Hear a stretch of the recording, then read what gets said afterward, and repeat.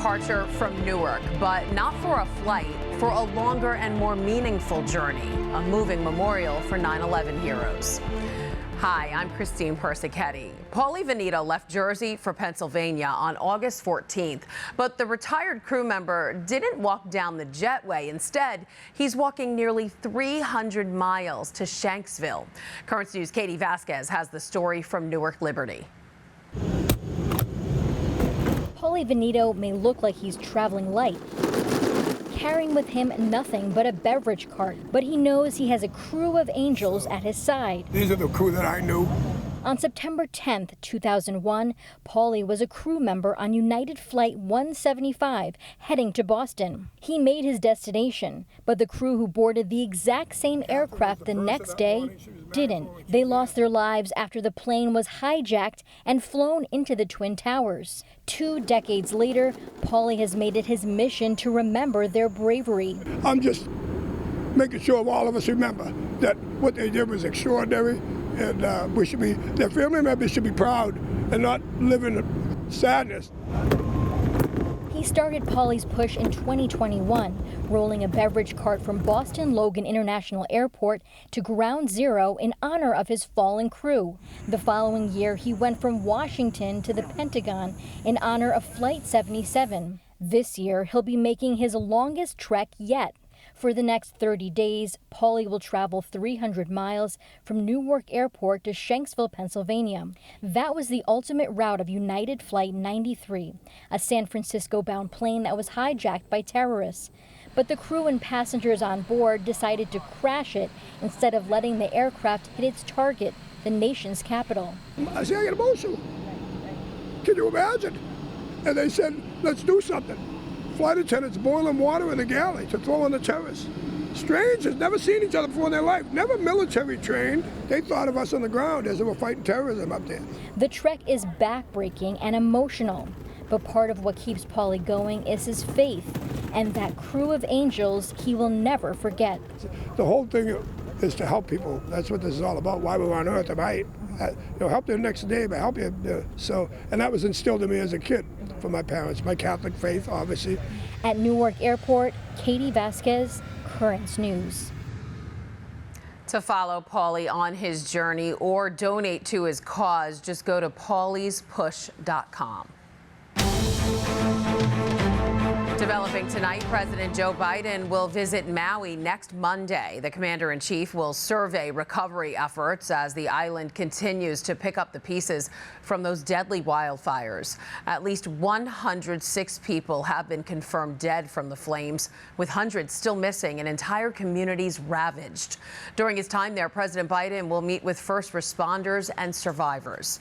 Ahead of the visit, the commander-in-chief said the White House is with Hawaii both physically and spiritually.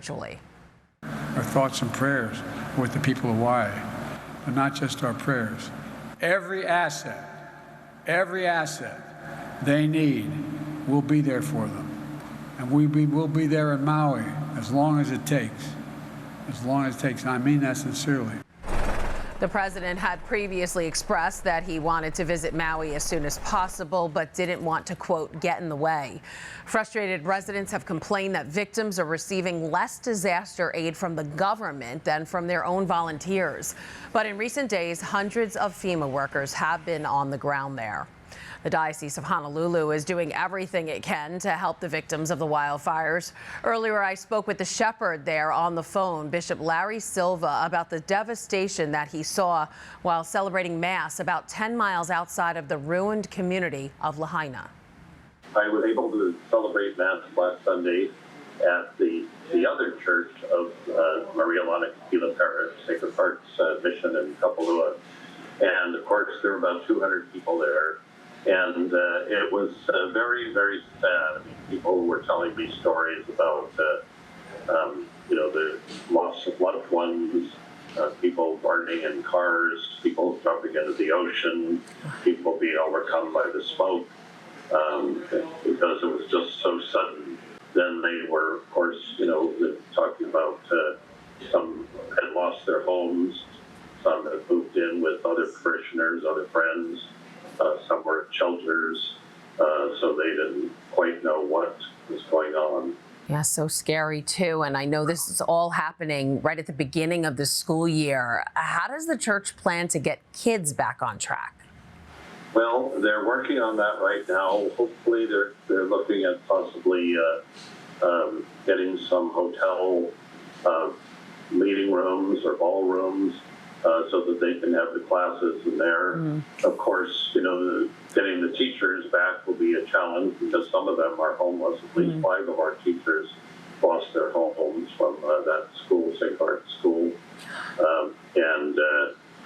So that'll be a challenge. But they really do want to get the children back to school as soon as possible so that, they can be with their peers and also so that their parents can have the time they need to fill out, insurance forms and FEMA forms and find work and do all the things that they need to do now. Now, we saw the pictures of that Catholic church in Lahaina that actually survived the flames. Have you seen any other signs of hope or silver linings? Well, of course, yes.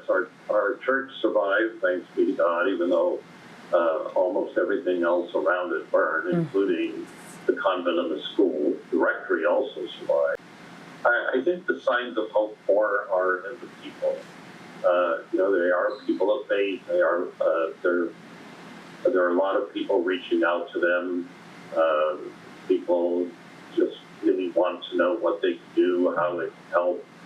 We have some Knights of Columbus as we speak going over to Maui in a boat from Honolulu to take some supplies. People are really stepping up and trying to be as helpful as they can. That was the Bishop of Honolulu, Larry Silva. Bishop Silva asked for your prayers, but also said anyone who wants to help can go to the Diocese of Honolulu's website. That's CatholicHawaii.org. You'll see a button labeled Support the Maui Wildfire Relief Efforts on the bottom right. And that is this Currents News Update. I'm Christine Persichetti. Thank you for joining us because we are putting your faith in the news. Hope to see you again next time.